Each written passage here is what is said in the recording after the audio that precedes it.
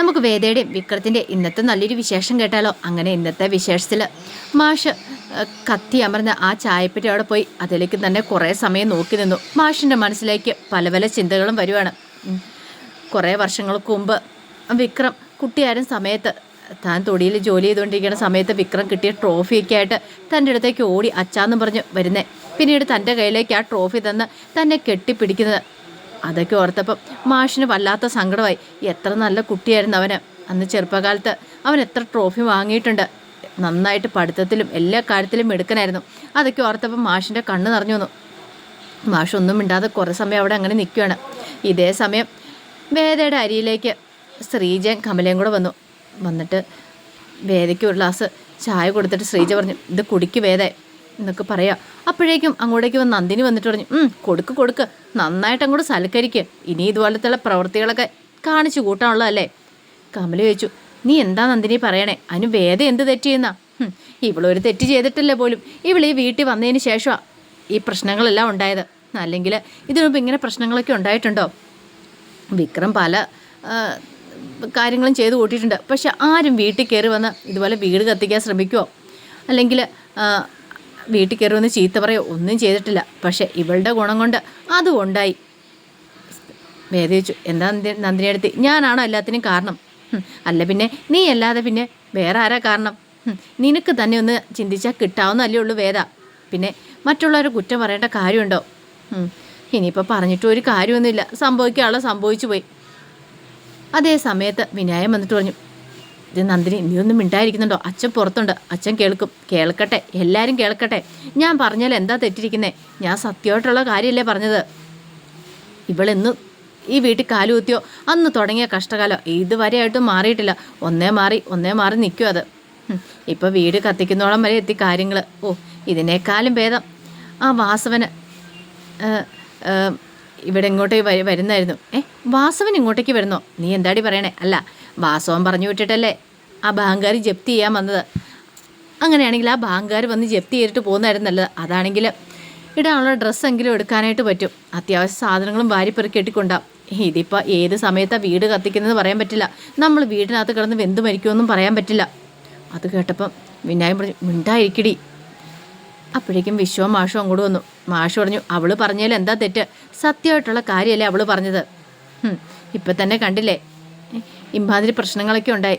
വീട് വരെ കത്തിക്കുന്ന അവസ്ഥയിലേക്ക് കാര്യങ്ങൾ പോയി. ഇനി നാളെ എന്താ സംഭവിക്കുമെന്ന് പറയാൻ പറ്റില്ല. ജീവൻ കയ്യിലെടുത്ത് വേണം ഇവിടെ എല്ലാവരും കഴിയാനായിട്ട്.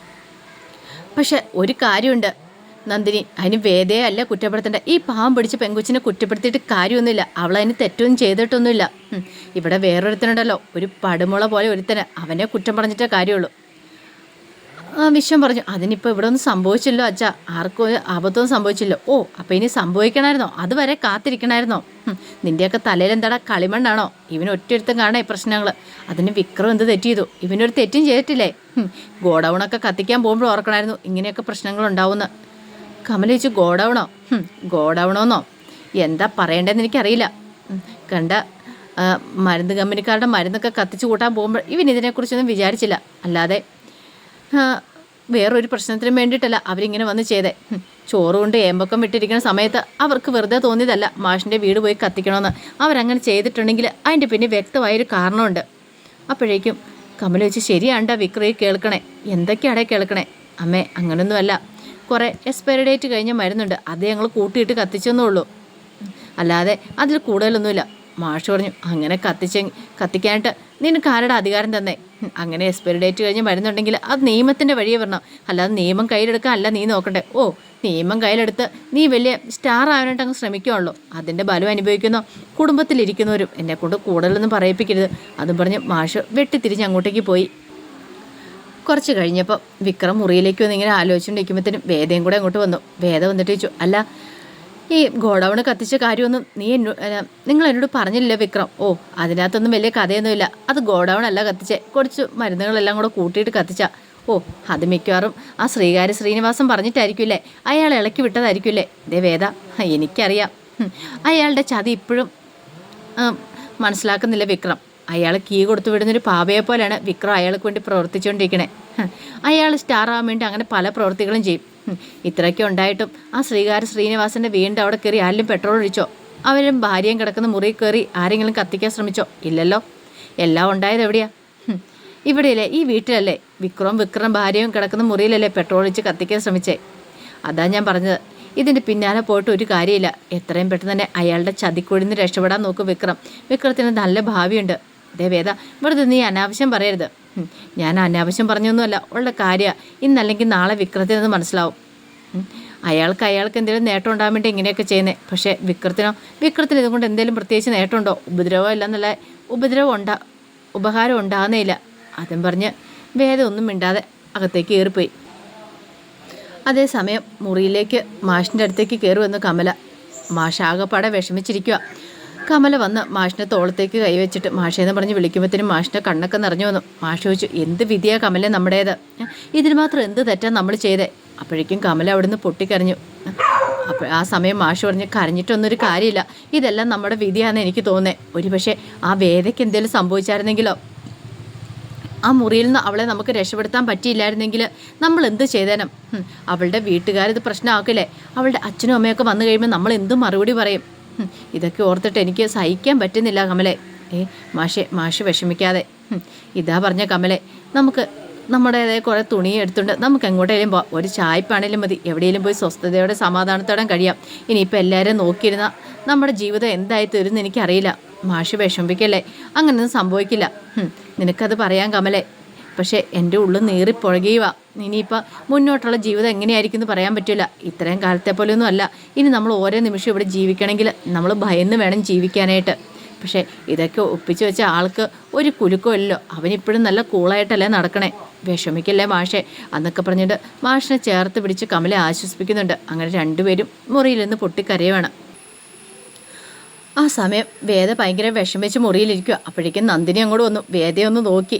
പിന്നീട് നന്ദിനി വന്നിട്ട് പറഞ്ഞു, എല്ലാം ഒപ്പിച്ച് വെച്ചിട്ട് ഇതെന്തായിരിക്കും പോലെ ഇനിയിപ്പോൾ ഇങ്ങനെ ഇരുന്ന് ആലോചിക്കുന്നത്. അടുത്ത ഇനിയിപ്പം എന്തായിരിക്കും എന്ന് ഓർത്തായിരിക്കും അല്ലേ? അത് കേട്ടപ്പോൾ വേദ ചോദിച്ചു, ഞാനെന്ത് ഒപ്പിച്ച് വെച്ചെന്നാ? കൂടുതലൊന്നും പറയണ്ട. നീ ഈ കുടുംബത്തിൽ വന്നതിന് ശേഷം ഈ പ്രശ്നങ്ങളൊക്കെ ഉണ്ടായത്. നീ ഈ കുടുംബത്തിൽ വന്നിട്ട് ആദ്യം ശ്രീജടത്തെ കയ്യിലെടുത്തു, അമ്മയെ കയ്യിലെടുത്തു, അച്ഛനെ, ഒടുവിൽ വിക്രത്തെ വരെ നീ കയ്യിലെടുത്തില്ലേ? എന്നിട്ട് എന്തായി? ഇപ്പം വീട് കത്തിക്കൽ വരെ എത്തി കാര്യങ്ങളൊക്കെ. അതിന് നന്ദിനിയെടുത്ത് ഞാനാണോ കത്തിച്ചേ? എടി, നീ വന്നതിന് ശേഷമാ. അല്ല, ചുമ്മാ ആരെങ്കിലും വന്ന് ഇങ്ങോട്ട് കത്തിക്കുമോ? ഒരിക്കലുമില്ല. നീ ഉണ്ടാക്കിയ ഓരോ പ്രശ്നങ്ങൾ കാരണം നിനക്കെല്ലാവരും കയ്യിലെടുക്കാൻ ഭയങ്കര മിടുക്കാണല്ലോ. അതുകൊണ്ട് നീ എല്ലാവരും കയ്യിലെടുത്തു. നിൻ്റെ വാക്ചാതുര്യത്തിൽ എല്ലാവരും വീണു. പക്ഷേ ഇപ്പോഴും കണ്ടില്ലേ അപകടം പിന്നാലെ കൂടിയിരിക്കുന്നേ. നീ കുടുംബത്തിലുള്ള എല്ലാവരെയും നീ ചുട്ടിരിക്കും. വേദ പറഞ്ഞു, ഇങ്ങനെയൊന്നും പറയരുത് നന്ദിനിയെടുത്തി. പിന്നെ എങ്ങനെ പറയണം? നീ ഈ കുടുംബത്തിലുള്ള ഉണ്ടെങ്കിൽ ഈ കുടുംബത്തിൽ ഒരിക്കലും ആർക്കും ഒരു സമാധാനം സന്തോഷം കിട്ടത്തില്ല. നീ വരുന്നതിന് മുമ്പ് ഈ കുടുംബത്തിലുള്ളവർ നല്ല സന്തോഷത്തിലാണ് ജീവിച്ചിരുന്നത്. പക്ഷെ ഇപ്പോഴങ്ങനെയല്ല. കുടുംബത്തിന് താളം തട്ടിയ മട്ടില്ല. അച്ഛനും അമ്മയ്ക്ക് എത്ര വിഷമിക്കുന്നുണ്ടെന്നറിയാവോ? നീ ഈ കുടുംബത്തിലുണ്ടെങ്കിൽ ഇനി ഇത് കൂടുതലേ സംഭവിക്കുള്ളൂ, കുറവൊന്നും സംഭവിക്കില്ല. എല്ലാവരുടെയും ജീവൻ തന്നെ ഇല്ലാതാവും.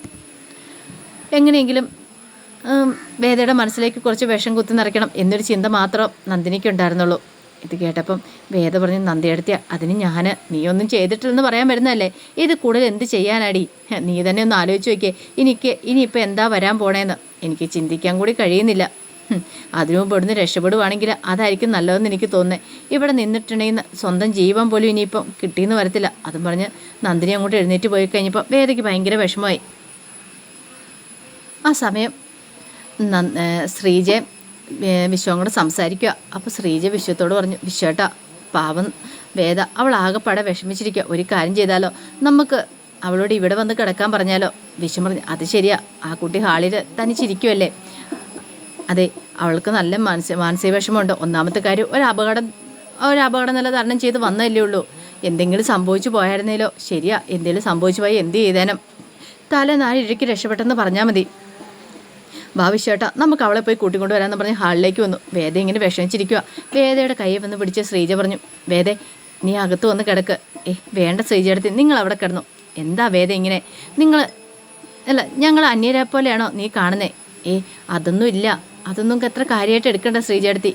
മര്യാദയ്ക്കും കൂടെ വാ, പറയും നിങ്ങളോട് അനുസരിച്ചാൽ മതി എന്നും പറഞ്ഞ് വേദയുടെ കയ്യെ കയറി പിടിച്ചു. വിശ്വത്തോട് പറഞ്ഞു, വിശ്വേട്ടാ, ആ വിക്രത്തെയും കൂടെ ഇങ്ങോട്ട് വിളിക്കുക. വിക്രം കൂടെ വന്ന് മുറിയിൽ കിടക്കട്ടെ. ഇനിയിപ്പോൾ ആരും അന്വേഷിച്ചൊന്നും വരണ്ട. അത് പറഞ്ഞിട്ട് ശ്രീജ വേദയുടെ കൈയും പിടിച്ച് മുറിയിലേക്ക് പോയി. മുറിയിൽ കൊണ്ട് വേദയെ പിടിച്ച് അവിടെ ഇരുത്തുവാണ്. ശ്രീജ പറഞ്ഞു, നീ വിഷമിക്കൊന്നും വേണ്ട. എന്തിനാ സങ്കടപ്പെടേണ്ട കാര്യമൊന്നുമില്ല. പിന്നീട് ശ്രീജ പറഞ്ഞു, അതെ ഇനിയിപ്പോൾ നീ പഴയതൊന്നും ആലോചിച്ച് വിഷമിക്കേണ്ട, ഓരോന്നൊക്കെ ആലോചിച്ച് കാട് കയറാതെ ഉള്ള സമയം സ്വസ്ഥതയോടെ കിടന്നുറങ്ങാൻ നോക്ക്. ഞാൻ വിക്രത്തിനെയും കൂടെ ഇങ്ങോട്ട് പറഞ്ഞു വിടാം. വേണ്ട ശ്രീജടുത്തി, വിക്രം അവിടെ എവിടെയെങ്കിലും സ്വസ്ഥതയോടെ ഇരുന്നോട്ടെ, എൻ്റെ അടുത്തേക്ക് പറഞ്ഞു വിടണ്ട. വെറുതെ എന്തിനാ ഇനിയിപ്പോൾ ഒരു പ്രശ്നം ഉണ്ടാകുന്നേ? എന്ത് പ്രശ്നം? ഇത് കിടക്ക്. അതൊക്കെ പറഞ്ഞിട്ട് ശ്രീജ മുറിയിൽ നിന്ന് അങ്ങ് ഇറങ്ങിപ്പോയി. ശ്രീജ പോയ ഉടനെ വേദയ്ക്ക് ഭയങ്കര ടെൻഷൻ. വേദ അവിടെ നിന്ന് വിതുമ്പി കരയുക. വേദയ്ക്ക് ഇത്ര സമയം മനസ്സിലുണ്ടായിരുന്ന ആ ഒരു സങ്കടം മുഴുവൻ കരഞ്ഞു തീർക്കണം തോന്നി. വേദയുടെ കണ്ണ് നിറഞ്ഞൊഴുകുന്ന വേദ പോലും അറിയുന്നില്ലായിരുന്നു. പിറ്റേ ദിവസം രാവിലെ MLA വാസവന് മാഷിൻ്റെ വീട്ടിലേക്ക് വരുവാണ്. അങ്ങനെ മാഷിൻ്റെ വീട്ടിൽ വന്നിട്ട് ആ കത്തി അമർന്ന് ആ ചായപ്പിലേക്ക് നോക്കിക്കൊണ്ട് നിൽക്കുക. കുറേ സമയം നോക്കിക്കൊണ്ട് നിൽക്കുമ്പോഴത്തേനും മാഷ് ഇറങ്ങി വന്നു. മാഷിനെ കണ്ടപ്പോൾ വാസവൻ പറഞ്ഞു, എന്തൊക്കെയാണ് മാഷ് ഈ സംഭവിക്കുന്നേ? പക്ഷെ എൻ്റെ ദൈവമേ, ഈ വീടൊക്കെ കത്തിപ്പോയല്ലോ. ഓ ഭാഗ്യം, ഇനിയിപ്പോൾ മാഷൊന്നും കിടന്ന് റൂമൊന്നും കത്തിപ്പോയല്ലോ. ഭാഗ്യം കൊണ്ട് രക്ഷപ്പെട്ടല്ലേ. അപ്പോഴേക്കും മാഷ് വന്നിട്ട് പറഞ്ഞു, ഇതിൻ്റെ പിന്നിൽ നീയാന്ന് ഞങ്ങൾക്കറിയാം വാസവ. ഞാനോ? എനിക്ക് അങ്ങനെ എന്തെങ്കിലും ഉദ്ദേശം ഉണ്ടായിരുന്നെങ്കിൽ ഞാൻ മൊത്തത്തോടെ കത്തിക്കില്ലേ. ഈ ഒരു മുറിയായിട്ട് കത്തിക്കേണ്ട കാര്യമുണ്ടോ? ഇത് ഞാനല്ല മാഷേ, വേറെ ആരോ ചെയ്ത പരിപാടിയാണ്. മാഷ് പറഞ്ഞ്, വെറുതെ കള്ളത്തരം പറയണ്ട വാസവ. പിന്നെ കള്ളത്തരമൊന്നുമല്ല മാഷേ. പിന്നെ എനിക്കൊരു ചെറിയ സമാധാനം, ഈ മുറി കത്തി നശിക്കേണ്ട സമയത്ത് മാഷിൻ്റെ മരുമോള് രക്ഷപ്പെട്ടല്ലോ, അതാ ചെറിയൊരു ആശ്വാസം എനിക്കുണ്ടായിരുന്നേ. അപ്പോഴേക്കും വിക്രാവത്തുനിന്ന് ഓടി ഇറങ്ങി വന്നു. നിർത്ര എന്നും പറഞ്ഞ് അലറുവാണ്. മാഷും വാസവനും ഒക്കെ ഒരു ഞെട്ടലോടുകൂടി വിക്രത്തിനെ നോക്കുക. അപ്പോൾ അതിൻ്റെ വിശേഷങ്ങളൊക്കെ എന്ന് കാണുന്നത്. ഇതിൻ്റെ ബാക്കി വിശേഷങ്ങളുമായിട്ട് വൈകുന്നേരത്തെ പ്രമോയി വരാട്ടോ. ഒരിക്കൽ കൂടി എല്ലാവർക്കും ശുഭദിനം നേർന്നോട് നിർത്തുന്നു. നന്ദി.